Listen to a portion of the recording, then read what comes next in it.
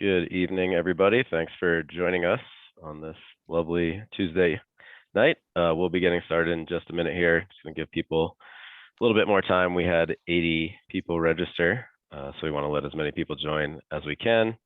And then we'll touch on some basic Zoom rules and how we're going to run the meeting, and then we'll get started.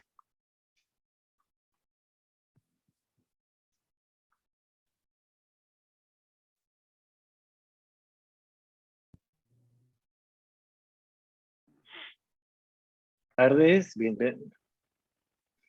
bienvenidos a la reunión sobre las mejoras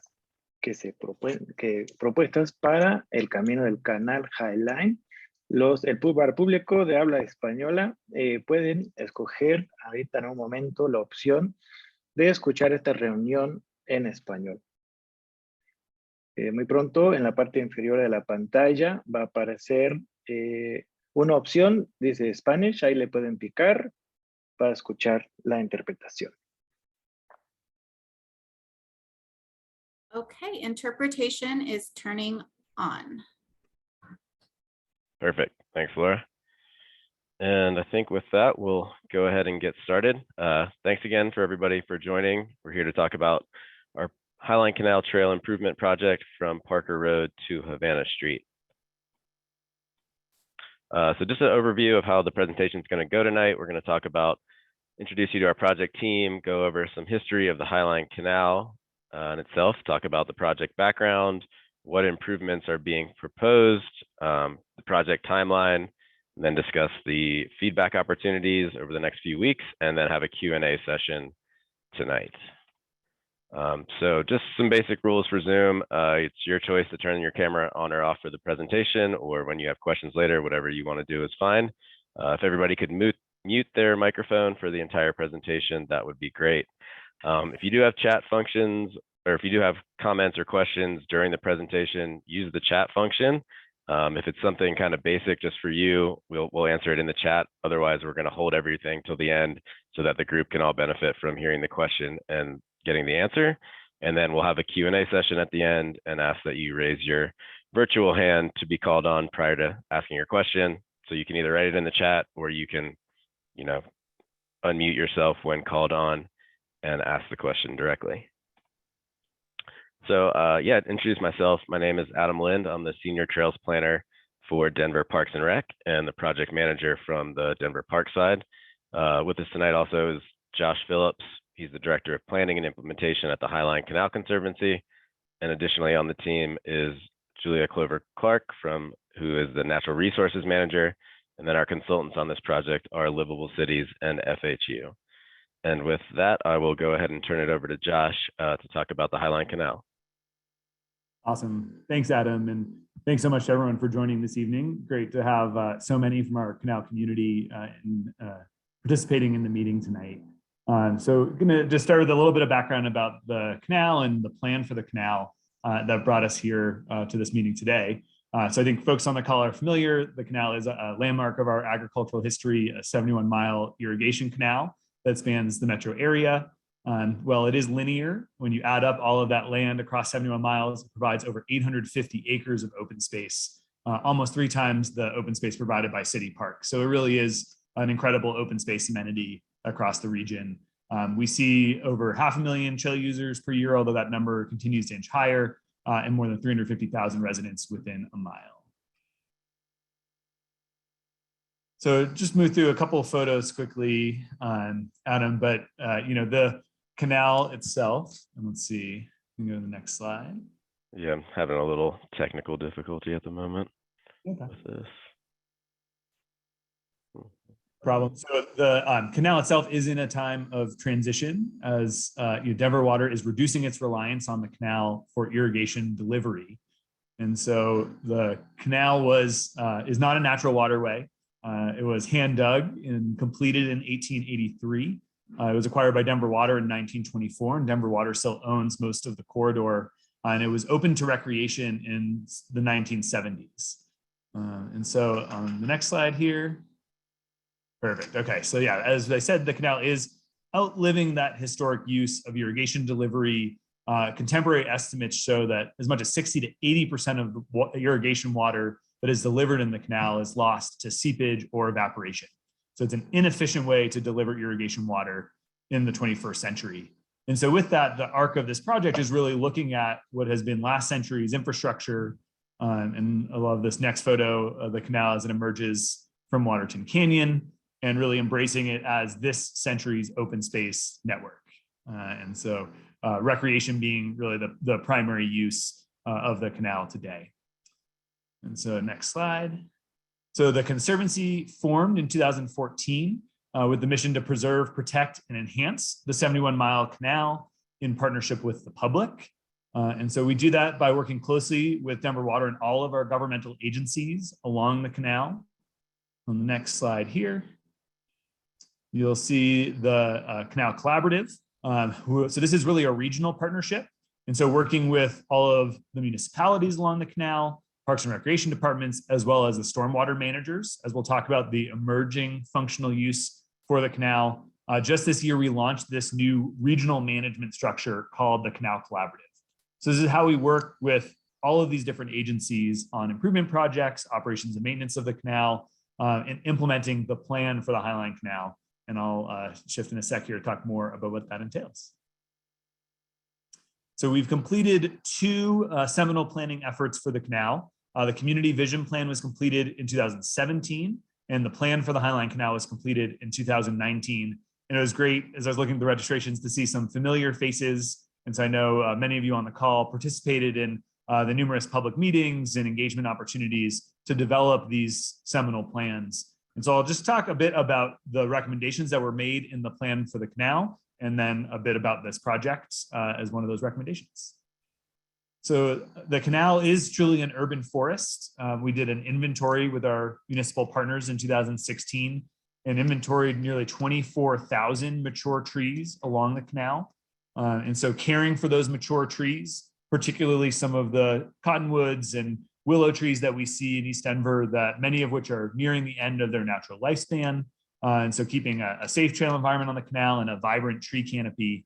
And in addition, beginning to plant the next generation of trees on the canal. And so the plan recommends planting 50 new trees per mile along the canal over the next 15 years. The next up is access and signage. So the plan developed a canal-wide sign package. We've begun some installation of those signs. For folks in the East Denver area, there's a new wayfinding kiosk out there at Dayton Street at the crossing, right in the neighborhood in Windsor we're talking about, as well as a Bible Park. But we also have new mile markers on the canal with 71 new mile markers. There are 5 new trailheads recommended to improve access to the trail, and then additionally improved access points. So things like pedestrian bridges and gateways that allow folks to connect to the trail. And that's one of the biggest challenges is the canal being accessible for all in our community. And the trail surface is an important piece of that, as we'll discuss tonight. So safety and connectivity. The plan recommends 7 additional underpasses. That top photo is a great aerial photo of the Colorado Boulevard underpass, just past the Hamden underpass that was just opened up last year, an amazing project from Denver, Arapahoe County, and Cherry Hills Village. In your neck of the woods, the Parker Road underpass is open, and that project will reach substantial completion here in the next few months. So hopefully folks have had a chance to go check out that underpass. But keeping a safe and connected trail for all of our users is paramount. So in addition to those underpasses, improving at-grade crossings with sidewalks and pedestrian activated signals.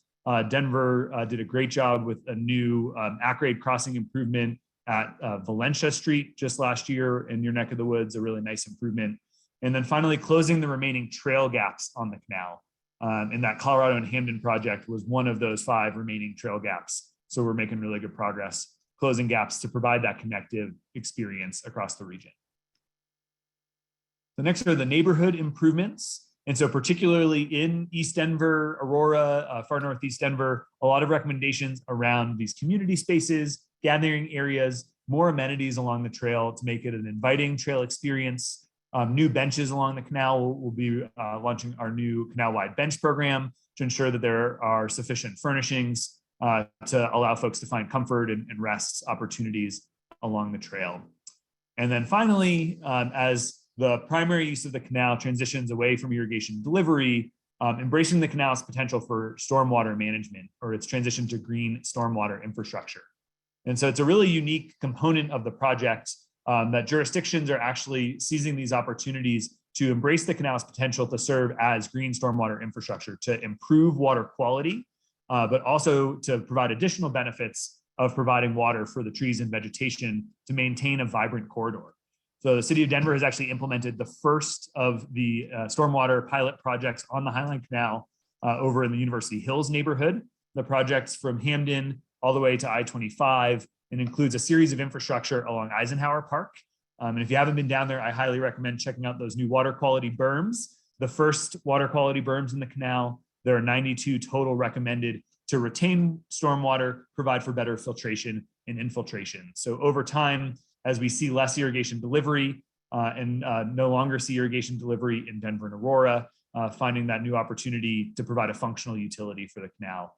So it's a unique component of the project. But tonight we are here to talk about the enhanced trail surface. And so my final slide here, one of the recommendations in the plan was to enhance the trail surface on the canal.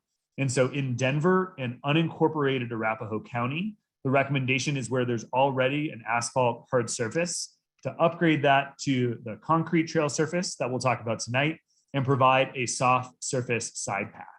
And so it's a really exciting improvement. The image and the section view that you'll see there is what was included in the plan for the Highline Canal, showing that blend of the pavement and the soft surface. But I wanted to, before I turn it back to Adam, also highlight the photo on the right here, which is actually just from a few weeks ago. We did a walk with some residents at Windsor Gardens. And so you'll see that when we talk about the trail profile tonight, a lot of it is really formalizing the profile that's emerged over time. And so what you'll see here is you have the kind of soft surface social trail that has developed next to the asphalt trail over time. And then the asphalt trail, which particularly in this section has a lot of repair and maintenance needed. And so with this upgrade of the trail surface, in a lot of the section, particularly in East Denver, in this Parker to Havana section in Windsor, it's really formalizing what has already developed as a trail profile in this area, hopefully providing for a dual surface to be able to minimize user conflicts between different types of users on the canal, improve accessibility. That concrete will provide for a smooth trail experience. I know these folks, their hands were getting sore after rolling on that asphalt for over an hour, but also to be able to provide that soft surface side path, which was really important feedback that we heard during the planning process for folks who might walk or run on the trail to provide options for our trail users. So we have started in this Windsor neighborhood based on the public feedback that we received. Adam will talk about some of the equity needed in the neighborhood. It's also one of the oldest neighborhoods in Denver in terms of resident population. And with the Windsor Gardens community so actively using the trail in this area, it was a really logical discussion here and improvement. So that spurred on the Windsor neighborhood being selected first for this trail surface. And then we'll continue to work in the coming years to implement this new trail surface standard across the canal in Denver and unincorporated Arapahoe County. So with that, I will turn it back to Adam and look forward to hearing all your questions at the end of his presentation. Thanks, Josh. Let's see if this will let me continue. So Josh touched on some of this, but talking about the project need identification, a majority of the Highline Canal Trail in Denver is 8 feet wide, and it's asphalt, which has a lot of maintenance issues. It's an older infrastructure piece that hasn't been maintained to the standards that we're trying to bring it to now. We completed a trail inventory assessment of all of our trails in Denver, and the inventory in this area received a poor condition rating. So probably what a lot of you know who already use the trail, that there's a lot of bumps, ruts, the edges are cracking and falling apart in this section. And the existing trail doesn't meet our new regional trail standards, which I'll touch on in a minute. Additionally, we developed the equity index in 2020 and updated it just recently in 2022, which utilizes several factors, including park investment, income, race, and more. And the Windsor neighborhood scores in the top tier of the highest need communities for additional park investments. So some of you may be familiar with this. If not, the Windsor neighborhood is over there on the right side in the middle, and it's ranked 1 to 5, and it's scored a 5 as in the area of greatest need. So this all just leads us when we're choosing where to make investments, where to start projects, to focus on these neighborhoods that have maybe historically been ignored or haven't seen the kind of investment that other areas have. So overview of the project, it's about 2.5 miles long from that Parker, Mississippi intersection over to Havana Street. And funding, we have about $2.8 million for design and construction, and this is a true partnership between the Highline Canal Conservancy and Denver Parks and Rec, as we're splitting the funding 50-50 for this project. So Josh touched on the existing conditions. You know, there's the 8-foot asphalt trail, and there's been a development of a social trail adjacent to it. Here for Denver Parks and Rec, our standard would be to upgrade this to a 12-foot concrete trail and a 4-foot crusher fines path. But with this one, it's being done a little bit differently based on the recommendations from the canal plan. So we kind of took a hybrid of what the canal recommended, what we would recommend from Denver Parks, to come to this preferred cross section that we're starting to implement that has 3-foot vegetated shoulders on each side. So that's for recovery room in case you're biking or walking, you know, you kind of step off the edge of the trail, you don't just immediately fall down into a steep slope, and then a 10-foot wide concrete path and a 6-foot wide crusher fines path that is that soft surface path. So again, this just clearly shows exactly what we have built or what we're planning to build here. So wanted to make sure that we're going to put the plans on the website for people to review more detail. This is generally what it looks like. It shows the 10-foot section and the 6-foot section. There's 5 big roll plots that you'll be able to zoom in on and see how the trail is being developed. And what we're doing at this point is basically just kind of holding the line of the existing trail and then building in from that. So pretty much the trail that exists today will be there tomorrow. It'll just be asphalt, or it'll be concrete instead of asphalt, and then the crusher fines will be formalized with something that's more stable and has less runoff and erosion and is easier for our crews to maintain. So I wanted to touch on some potential impacts from this project. When we get to construction, we'll probably do phasing because it is such a long section and we don't want to have the whole trail closed at once. So we'll do it in phases. And when the trail is closed, we'll make sure that we have a bike ped detour route that follows other trails, sidewalks, potentially low volume streets for bikes, to make sure that that detour route is signed around construction. Additionally, there may be vegetation removal and conversion in sections, and more details will be available at the later phases of design. At this point, we haven't really dove into that, but it's likely that there will be some impacts just based on the footprint and needing the construction equipment to get in there. So another potential impact is going to be on trees. So there are several existing trees, big trees that are adjacent to the canal and the trail in the area of construction for the new trail. So we are going to, as we continue to develop the project and design, the trail alignment may shift slightly to help reduce impacts to trees. You know, we are kind of constrained within the existing corridor, but we may have some wiggle room. And we'll definitely be making efforts to minimize impacts to healthy trees while keeping the upgraded quality and width of the trail. So there may be some wiggle room in that cross section, depending on what those impacts are, but we really want to make sure that we're maintaining the 10 feet of asphalt, as that's kind of a minimum standard for two-way traffic, and especially with the Highline Canal getting increased traffic every year, and making sure that we have that soft surface that the community said that they wanted through the planning process. So in conjunction with this project, the Highline Canal Conservancy in Denver Park has completed a tree risk assessment, and that's going to help us guide decisions for tree removal prior to and during the project.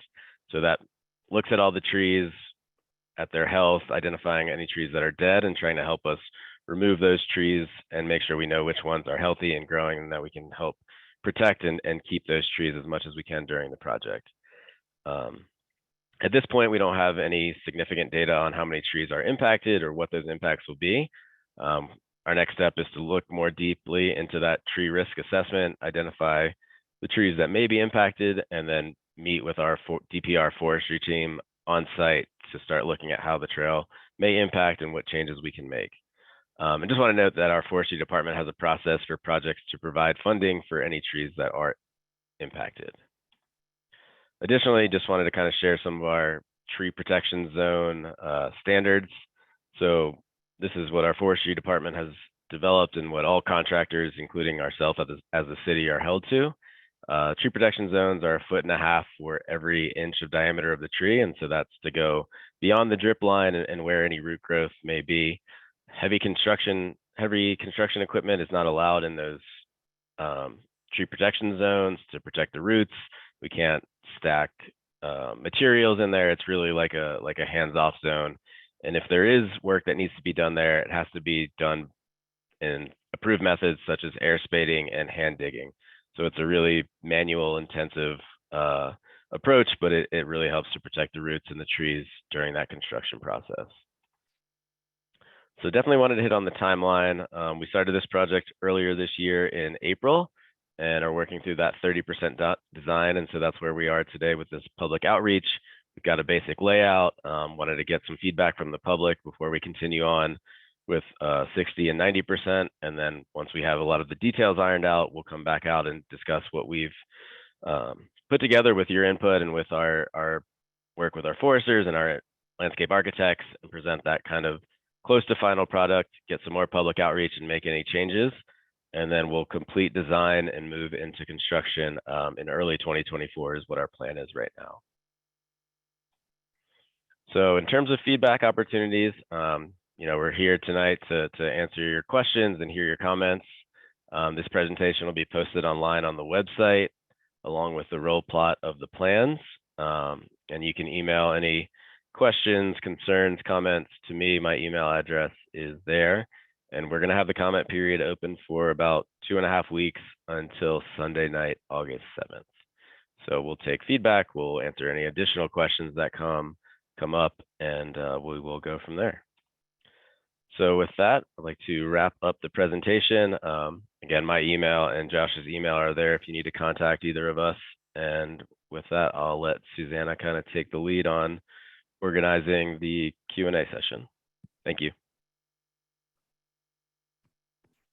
Hi there, everyone. I'm Susanna with the Highland Canal Conservancy. We have one question in the chat so far.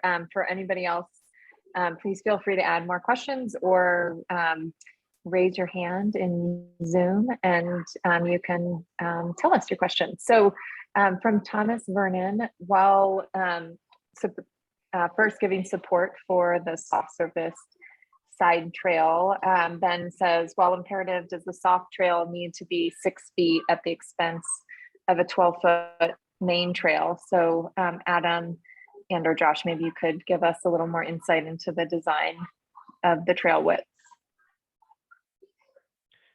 Yeah, so I think, that was a little bit of our give and take. I think, Josh, you can correct me if I'm wrong, but maybe the main recommendation was for an 8-foot hard surface trail and an 8-foot soft surface trail, and we were at 12 and 4.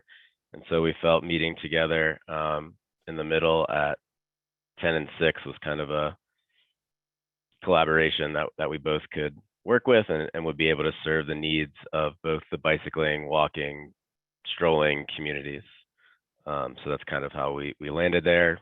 Happy to get feedback from people if they think that 12 is important. That's definitely something we could look at and potentially narrow the shoulders down to 2 feet to gain that 2 foot back to the concrete. But at this point, we're kind of moving forward with that 10 and 6 cross section. Yeah. Anything to add, Josh? Yeah, it's such a great question because I think in the plan, really balancing the different user groups. We do see in the user counts on the canal a closer parity between bikes and pedestrians compared to some of the other regional trails that often have much higher counts of cyclists. So that was part of the thinking on the narrowing of the 12-foot profile and the importance of the side path. I think the other piece, it was Arapahoe County as well. We're hoping to standardize the canal in East Denver meanders through unincorporated portions of Arapahoe County in Holly Hills and as well in 4 Square Mile. And so it was the county as well that was interested in kind of finding this hybrid approach to try to be able to accommodate both user groups. And the last piece, and we've already received some feedback on this in our emails, is really about the importance of keeping the corridor natural. And when we did the community vision plan, that was the #1 priority from the community, was to preserve the natural experience on the canal. And so, trying to find the right blend of the hard surface trail that is important for accessibility and for the different user groups, but also making sure that the primary experience on the canal is really one of connecting with nature in our backyards. And so that is another one of the goals that we're working to balance. So I think, as Adam said, the feedback is really appreciated and important. It's such a great conversation, but that was kind of all of the thinking that went into the profile that's currently proposed. Thanks. There is a request to go back, Adam, to one of the slides that shows the project from Havana to Parker. So maybe you could pull that up. And then Faith, I've seen your hand up for a while. Do you want to unmute and ask your question? Yes, thank you. I live at Windsor, and along the canal, the shoulder that goes down to the parking lots, I don't know who's responsible for that, but at least in one of those parking lots, it's a very steep incline to get up to the canal. For people with mobility issues, it's not feasible to get up there. I wonder who would be responsible for making it accessible. That is a great question. It is something our project team has talked about initially, and it's conversations we'll continue to have. From my understanding, I think all of that land is not public. It's not part of the canal, so it would be on the property owners to make those improvements on their property and then connect into the canal. So likely the Windsor Gardens community, if that's the property that they own, it would be on the community to make those improvements. Yeah, and that accessibility is so important. So we'd love to, continue that discussion with you all if there is interest, and we'll actually be at Windsor Gardens tomorrow for an in-person presentation there. And so, yeah, that's something, if there's real interest, it does seem like a great opportunity as the accessibility of the canal is enhanced. And while we're on access to the trail, Pamela had a question in the chat about input, any opportunities for input for new access to the trail, and specifically from parking lot 12. So I don't know if that's the same location that Faith is referring to, but there's another question about access. Yeah, okay. I think any questions, suggestions that you have at this point about where to add access or anything about increasing accessibility, well, we're open to kind of all the feedback at this point and seeing what we can do to make this the best project for the community. Great. And I'll keep scrolling down here. Is the project fully funded? Yes, it's it from is. Mark. Yeah. Yep, it's fully funded between DPR kind of local funds and the Highline Canal Conservancy funds. Great. And then two questions referring to habitat protection and mitigation to negative impact to the canal's wildlife, like deer, fox, and hawks. And then we'll go to you, Andrea, after this. Josh, I'm going to turn to you on that one. Sure. Yeah, so I think the key with the project is that intention to really match that current profile of the hard surface and the social trail that's developed alongside. So I think the hope is to minimize the amount of additional impervious surface that might be added, again, maintaining as much of the natural experience along the corridor as possible.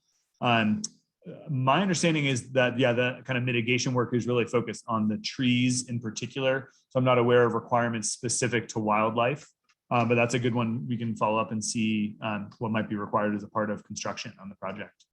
Yeah, and we do have a wildlife specialist as part of our DPR team. So that's definitely something we can ask her as the project moves along to see, if there's surveys or what kind of data we have about the wildlife in the area and what it can do to minimize impacts. Thanks for that question. Thanks, Adam and Josh. And that's something too that we'll have a FAQ that's available on the website, and we could add a question about wildlife too, so that answer is available. Andrea, do you want to unmute yourself and ask your question?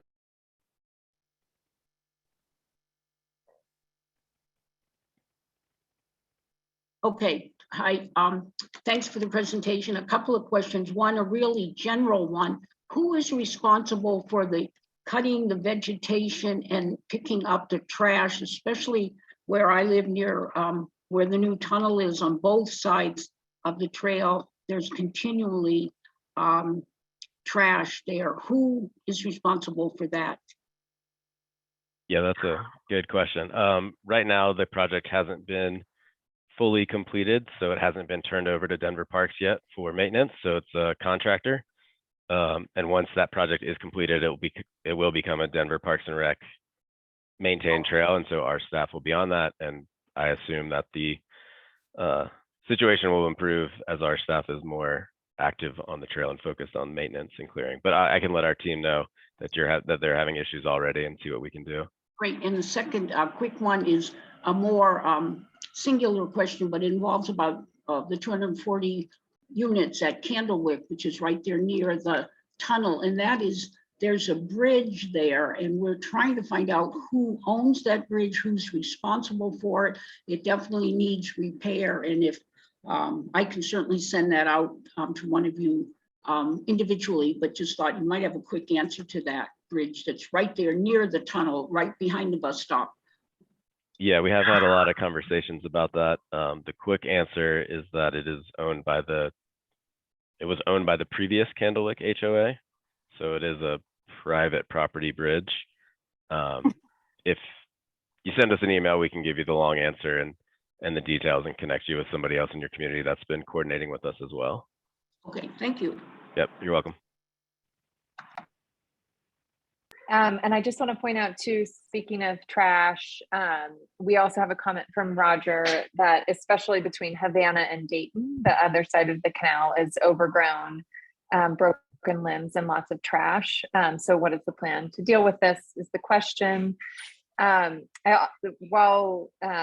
also want to just point out that you can always email hello@highlinecanal.org as well, especially for trash and brush concerns, as the Conservancy has a program, a stewardship program, volunteer program for trash cleanups and sometimes brush removals as well. And so we keep track of these concerns from the community and put those on our priority list for community cleanups.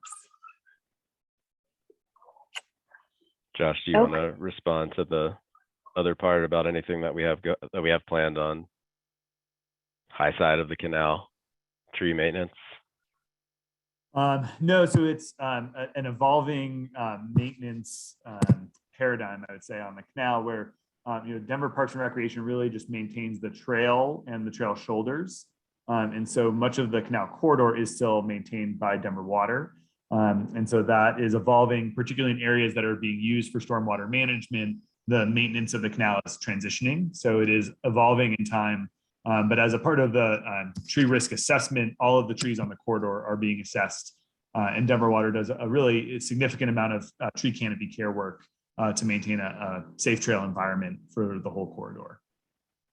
Yeah, and I think somebody pointed out in the chat, you can always use 311 or Pocket Gov to send it in, and even if it's Denver Water maintained, like it'll likely get to somebody in Denver Parks, and then we can connect you with somebody if it's a Denver Water piece for their maintenance. Like we'll make sure that the issue gets to the right party, whether it's us or somebody else. Okay, and a quick question about the trees. Are the new trees that are being planted drought tolerant since there won't be water in the canal? And I can speak to the Conservancy. We just did our first tree planting pilot projects just last year. And we actually did a blended approach. So it was a really exciting opportunity to pilot. We did about 80% of the trees that we planted were drought tolerant xeric tree species. So we'll water those with truck irrigation for about 3 years and then slowly wean them off of that supplemental irrigation. And so it's a pretty small number of trees that can survive with so little water, but that will help to move the canopy towards a more drought tolerant and resilient future. But in addition, in sections of the canal that do have stormwater, we were also piloting some planting of riparian trees. So about 20% of the trees that we planted were cottonwood and box elder. And we'd like to pilot some peach leaf willow as well. And so those are native tree species that do require more water. So we'll still water those with truck irrigation for the first 3 years. And then at that time, because they're down closer to the canal where there's stormwater, the hope is that there'll be sufficient water in the channel from that runoff to be able to establish those riparian trees. So it is a pilot project. We'll be evaluating the health of those trees as they establish. We're really excited to be partnering with Denver Botanic Gardens, is actually out studying the establishment of those trees. There was a really interesting Colorado Sun article on that, if you're into trees in particular, covering some of their work. And so we'll continue to monitor that balance as we move forward. So in sections that do have stormwater, we'll hope to balance both. We know there are a lot of wildlife benefits to the native trees, but overall, the majority of trees that are being planted are moving towards that more drought tolerant palette to be able to provide that tree canopy, wildlife habitat, and shade with the least amount of water possible. Yeah, and I would just add, Jess, we've been talking about, not necessarily in this section, but in other sections where the canal runs through parks that already do have irrigation, that we can plant trees that need that irrigation. And so we're trying to be smart and efficient with our water use and make sure that we can have the biggest impact to continue to add to the tree canopy and the urban tree forest. Okay, a question from Roger. Dayton to Parker Road does not have a residential impact or road, as does the unimproved side along Kentucky Street between Dayton and Geneva. Who is responsible for this area? Adam or Josh, do you have a good sense of where this is and able to answer this? Yeah, I think it's that same breakdown where it's really Denver Parks and Recreation is responsible for the trail and those trail shoulders, and then Denver Water for the remainder of the corridor.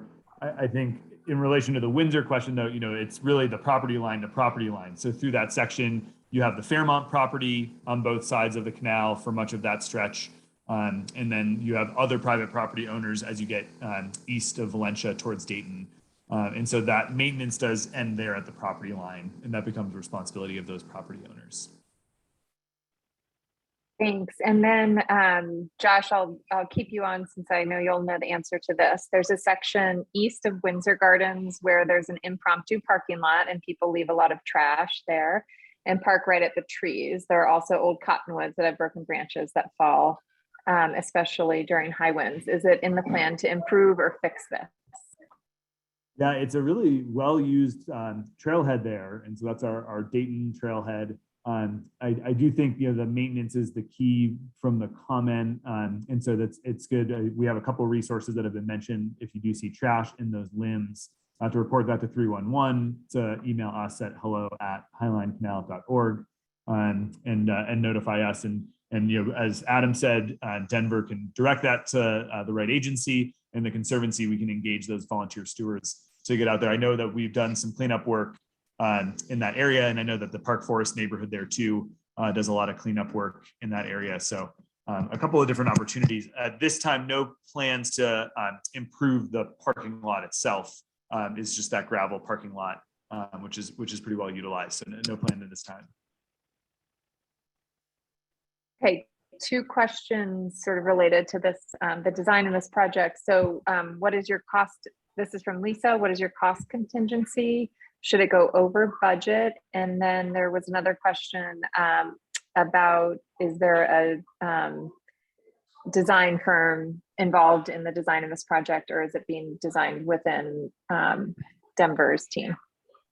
Yeah, so I'll answer that one first. So right now, FHU and Livable Cities are the design consultant for the project. So they're hired right now through 60% design from the Highline Canal Conservancy did that. And then as we near that, Denver will take over, do a new procurement and hire a contractor to finish out the project design.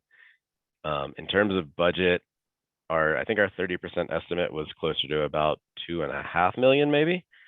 So we've got $300,000 in contingency right now, and we're committed to funding this. So if it does go over, we'll move some funding around from another project and make sure that this gets fully funded and for construction in 2024. That's awesome. Thanks, Adam. And can you tell us how long you anticipate the construction taking, Adam?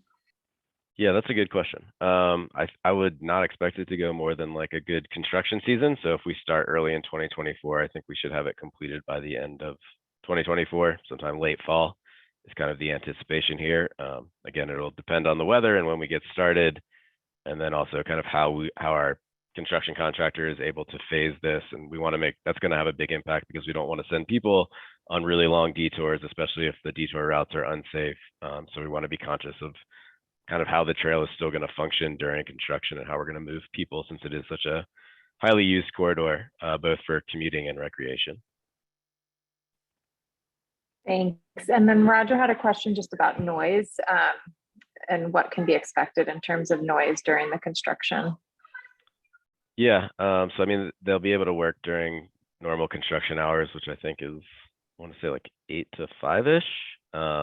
But when we get closer to finishing design and construction, you know, we'll have our more details about that and what kind of time frame will be expected. And then again, like how we phase it may impact what noise is directly to you. But I think normal construction noise for removal of the trail, grading, trucks coming in to pour concrete, that kind of work. And I'll mention, you know, Adam showed in the timeline that there'll be an additional round of public outreach after that 90% design, when some of these conversations will be much further along as well. So I would definitely encourage you to stay tuned for that next round, I think coming into early next year, when we'll be back with some more of this information. There's a question about flood mitigation in the area. Yeah, and so that's you know, the Department of Transportation Infrastructure will, you know, evaluate any, you know, additional runoff generated by the trail surface. I think you know, as we kind of showed, we're more or less you know, matching, slightly expanding on the current impervious surface there. So not anticipating a significant impact, but that is something the city will look at as they review the designs. Thanks, Josh. And we have a question from Barbara about what the drought tolerant species planted in the pilot were. And then more specific to this project, will there be any trash cans or dog bag stations?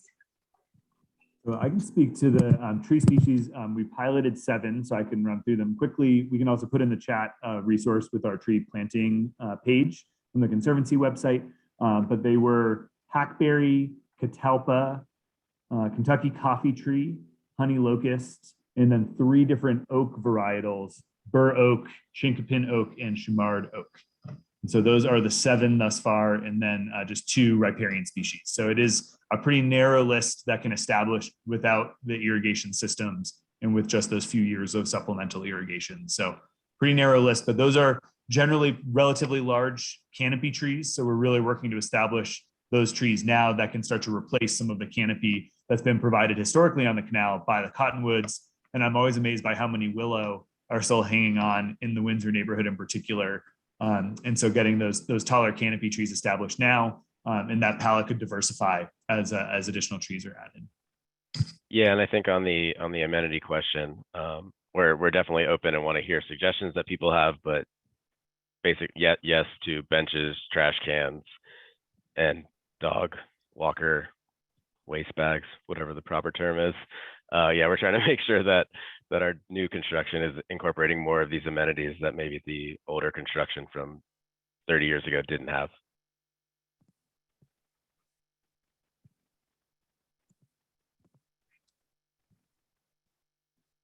Okay, we have a question from Stan, whether this is a bond fund project or No, is it some other source through Denver? Yeah, not bond funded. It's just local CIP funds, likely from the legacy fund. So that was the tax fund that the voters approved a few years ago, and that's really helping us to expand and implement a lot more trail projects and park projects throughout the city. So no bond funding on this one. Some questions about, let's see, so is there a contingency plan to cover any delays, such as those that occurred with the Parker underpass? Some concerns about how long that project went on for. Yeah, I mean, so underpasses are obviously much more complicated and have a lot more impacts. So there's a lot more risk there. In this project, we don't really expect to have any major utility conflicts or complications. We already have the surface pretty much in its place, so it's there. We're just kind of upgrading it. So we don't really expect any major delays. I think one of the benefits on such a long project is if we do hit a snag somewhere, we can split up construction and maybe, like construct a mile of the project while we're finishing design or dealing with some impacts on another mile and a half or however we need to split it up. So we definitely have more flexibility here than, excuse me, with like an underpass project. But as I mentioned before, funding wise, we are fully funded now, and our DPR and Trails team is committed to making the funding available to complete this project. Great. And then a question from Bruce about the detours, especially, let's see, the crossing the first north-south street could get tricky. So any comments about what the detours might look like? Not at this time. We're just kind of in 30% design, so haven't looked at that yet, but it's definitely something we'll pay attention to and are very focused on making sure that that detour is as safe and direct as we can make it. And yeah, I'm seeing some follow-up on the Kentucky to the canal, which it's a really unique location there. To have the street parallel the canal like that is a kind of pretty rare occurrence. But no, so the Denver Parks and Recreation just maintains the trail and the shoulders on each side. So the remainder of the corridor is the responsibility of Denver Water from that trail shoulder all the way to the street. Because yeah, that is a unique location there where you've got right of way right up to the Denver Water property there.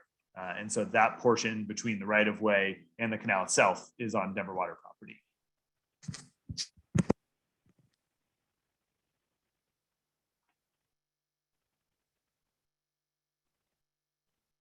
And the last question that I've seen come in is, does the site have a detail of cost? So I would assume the website. Yeah, not at this point. I think it's something that this early on, we don't really post that. We can have a breakdown of kind of design and construction, but it's pretty straightforward since there's not any right-of-way phases or extra utility relocations at this point, but we can definitely make sure that we have that information available as well.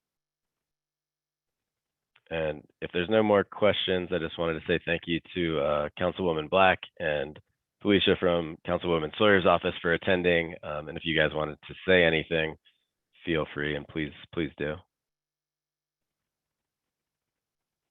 Hi, this is Kendra Black, and thank you, everyone. I love the Highline Canal. It's my favorite thing in the whole metro area, so thank you for making it better. I was just going to add the same thing, guys. The improvements look really good, and we're excited to see them move forward. And great job. We know how hard you guys work. Thank you. I think I saw one more question pop up, Susanna. Yeah, so word about the Havana crossing from Thomas. You want to take this, Josh, or do you want me to talk about it? It was a one-word answer. No. Challenging. Yeah, so Arapahoe County recently completed a study of looking at like 30% design of all these Highline Canal crossings. And so there is some initial work started on that, but not anything that's going to be associated with this project as building a bridge or doing intersection improvements. I think the bridge estimate was like almost 15 million right there. And so I think from the meeting, I remember Arapahoe County is going to look at how can they do something quicker and less expensive to improve the existing crossing at that point that doesn't take $15 million. Yeah, that's right. And it's something that the city of Aurora has identified that area through some of their work on the Havana corridor and really working to make that more of a main street. And so there is interest in crossing improvements. As Adam said, no plans in place at this time, but they are evaluating one of the potential improvements on the east side of Havana, where the crosswalk meets the sidewalk is not right where the canal trail picks back up. And so looking for opportunities to maybe more seamlessly connect to the canal trail as you continue on beyond Expo Park there. And so they are evaluating, know that they're looking actively and really interested in improvements on the corridor, but not any plans at this time.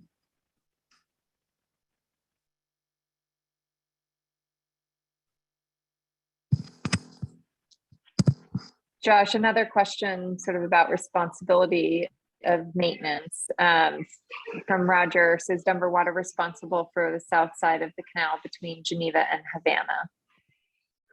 Yeah, and I was pulling up the property map as we're talking here too, because it is such a unique area. And yeah, the current recreation lease that's held by Denver Parks and Recreation is just for that section, there between the trail and about 6 feet on either side.